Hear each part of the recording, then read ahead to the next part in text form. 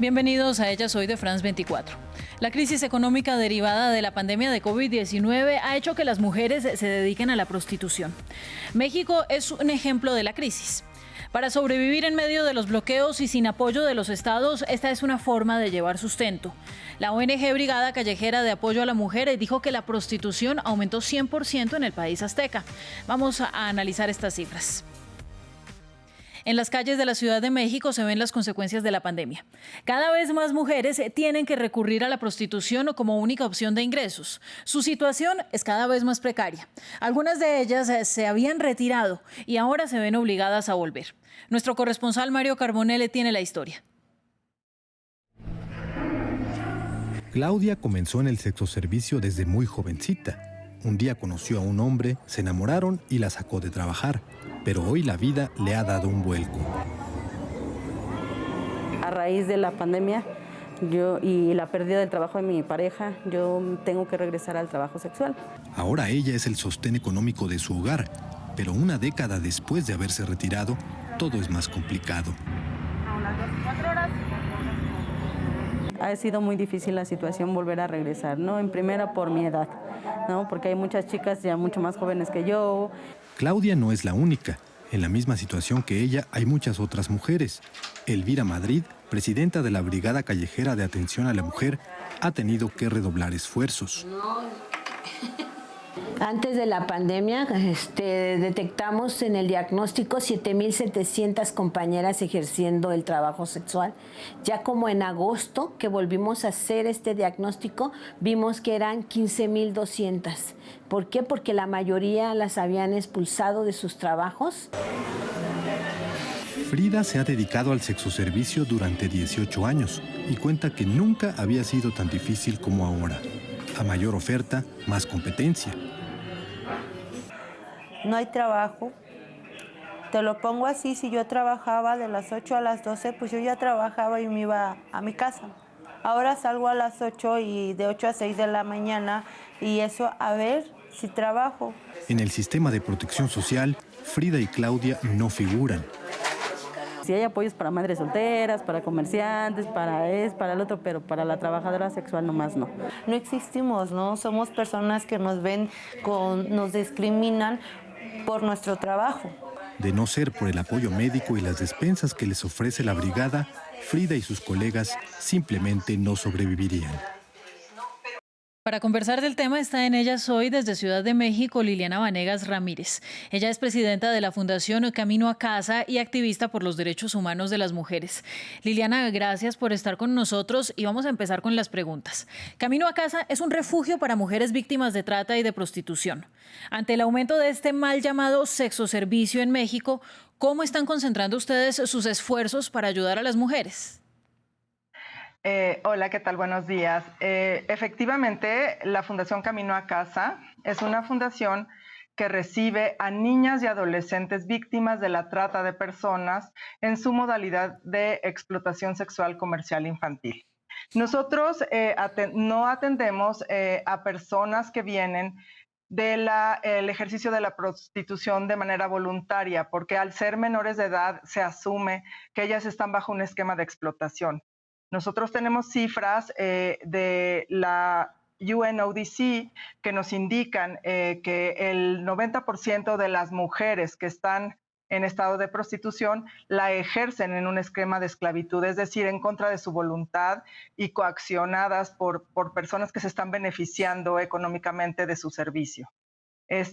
Nuestro programa consiste en darles atención integral para llevarlas a su restauración, ya que el ejercicio de la prostitución es una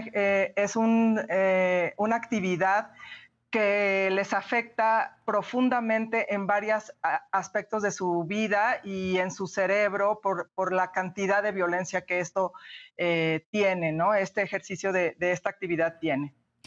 Mire, hay organizaciones y también hay posturas que defienden que este sexo servicio o la prostitución debería legalizarse como un trabajo formal. Sin embargo, las mujeres prostituidas son mujeres que dan ejemplo de un obstáculo grandísimo para que se alcance la igualdad de género. Esta es una práctica discriminatoria que atenta contra los derechos de las mujeres y pues al final, dada la labor que usted hace desde su institución, le tengo que hacer la pregunta inevitable. ¿La abolición es realmente la única solución para acabar con estos problemas que además se exacerbaron con la pandemia?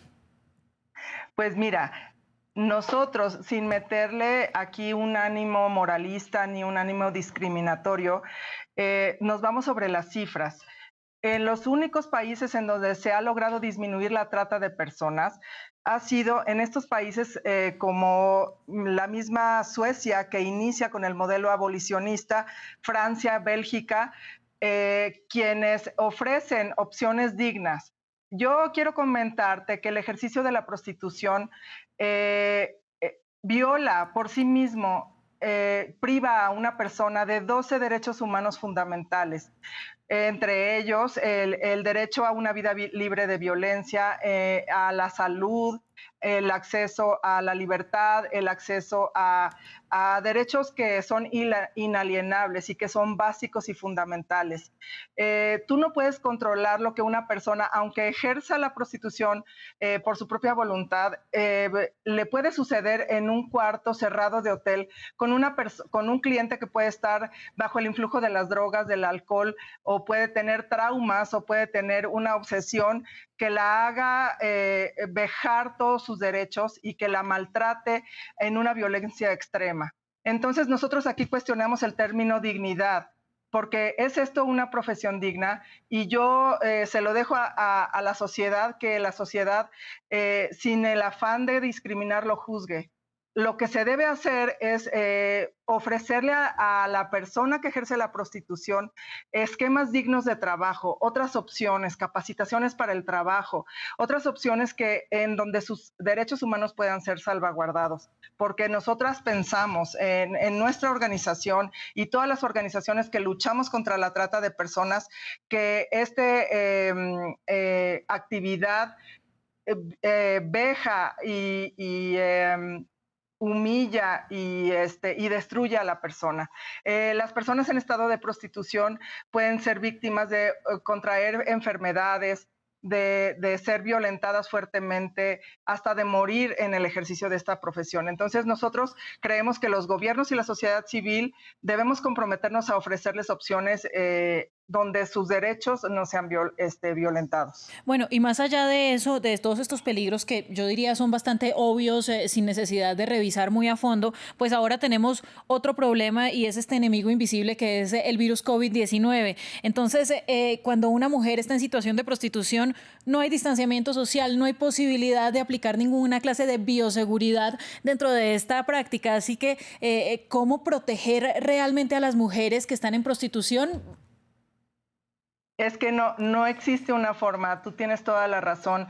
¿Cómo se puede ejercer? Si una persona que ejerce la prostitución tiene que darle gusto al cliente, ¿cómo puede protegerse de no ser contagiada o de no contagiar al mismo cliente, ¿no? Aquí tenemos un foco de salud, en donde las autoridades tienen que estar ahí alerta de este foco de salud y cuidar los derechos de las personas. Efectivamente, bueno, nosotros tenemos cifras importantísimas en donde solamente el 2% de las personas que son salvadas de la trata de personas en el ejercicio de la explotación sexual sobreviven, ya sin hablar de COVID. Entonces, ellas, por la violencia, por los traumas, por los peligros que tiene su salud, porque pueden tener VIH que los lleve a tener cáncer cervicouterino, o porque la misma violencia las puede llevar a la depresión y el suicidio, es muy bajo el índice de supervivencia en el ejercicio de la explotación sexual. Y a eso súmele, Liliana, que ahora tienen que sobrevivir también al COVID-19 y voy a pedirle una última pregunta porque ya se nos acaba el tiempo. Precisamente ahora que menciona el tema del control de VIH y SIDA, un estudio del Centro Nacional para la Prevención de esta enfermedad habló de 78% de las mujeres que están en prostitución que son madres, que tienen hijos. Entonces, aquí los mecanismos de ayuda no solamente son para un individuo, sino para todo un tejido social y para la conformación familiar de estas mujeres. Por favor, para que usted nos resalte pues la gravedad de esta problemática. Bueno, por ejemplo, nosotras tenemos víctimas que tienen el virus VIH y además son menores de edad. Es muy difícil distinguir. Si, por ejemplo, se hiciera el sexoservicio, se asumiera como una profesión digna, ¿cómo vamos a controlar que las personas que están enganchadas en el sexoservicio no sean esclavas sexuales, o sea, no estén controladas por organizaciones o por lo que llamamos padrotes o traficantes? Y cómo vamos a controlar, a tener un control de enfermedades, atender a una persona con VIH con su hijo o hija, que también lo tienen porque lo adquieren por la convivencia y la misma maternidad, pues es estar dejando ahí un espacio en donde no podemos defender el derecho a la salud. Entonces, es efectivamente un problema muy grave de controlar y si no podemos controlar epidemias o enfermedades que ya tienen décadas tratándose de abordar, ahora con el COVID-19 todo este mal se potencializa y se hace mucho más difícil y desde la sociedad tenemos que ver esta prevención. Pues Liliana, muchísimas gracias a usted por estar con nosotros y nos queda la pregunta, esta cuestión que siempre queda en el aire y es ¿qué tanto se ejerce por vocación o por gusto una tarea o una práctica que ciertamente es un negocio rentable, es uno de los más rentables del mundo, pero que también trabaja dentro de un esquema de esclavización? Gracias a ustedes por estar con nosotros en France 24 y nos vemos próximamente en Ellas Hoy.